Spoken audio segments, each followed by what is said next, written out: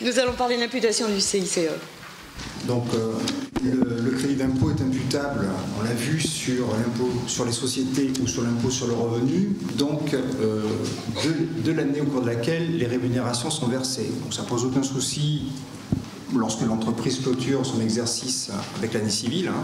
On clôture l'année civile en 2013, ça s'imputera sur l'impôt 2013, qui sera donc versé au Trésor en 2014. Lorsque l'entreprise a un exercice décalé, là encore, le crédit d'impôt se calcule par l'année civile. Il s'imputera sur l'impôt de la date de clôture. Par exemple, si l'entreprise clôture au 31 mars 2014, donc le crédit d'impôt calculé sur les salaires versés au titre de l'année 2013 s'imputeront sur l'impôt 2014, donc versé à partir du mois de juillet 2014. Je fais une boutade, mais ce sont bien les sommes qui sont versées, qui sont éligibles au crédit d'impôt, d'accord? Donc, toutes les sommes qui sont provisionnées à la fin de l'année, non pas par une volonté du chef d'entreprise, mais parce qu'en fin de compte, soit c'est contractuel, soit en fin de compte, on ne peut pas faire autrement, n'entrent pas dans le calcul du crédit d'impôt l'année au cours de laquelle elles sont provisionnées. En revanche, elles entreront dans la base de calcul du crédit d'impôt l'année au cours de laquelle elles seront versées, donc en théorie l'année suivante.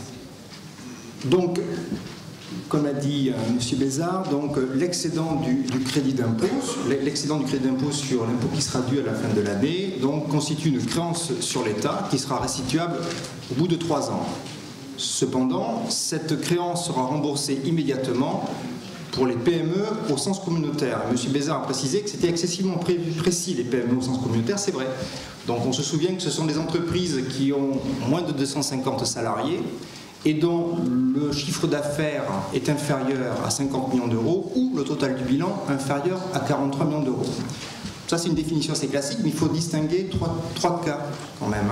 Donc il y a des entreprises qui sont autonomes, des entreprises qui sont partenaires et des entreprises qui sont liées. Donc les entreprises autonomes sont toutes celles qui ne sont pas détenues à plus de 25% par un actionnaire, hormis certains actionnaires comme par exemple les sociétés de capital risque. Celles-ci, les limites que j'ai données s'appliquent littéralement. Ensuite, vous avez donc les entreprises partenaires qui sont détenues entre 25 et 50% ou qui détiennent des participations. Dans ces cas-là, il y a un calcul, donc une espèce de prorata à faire, donc il faut être vigilant dans ce cadre-là.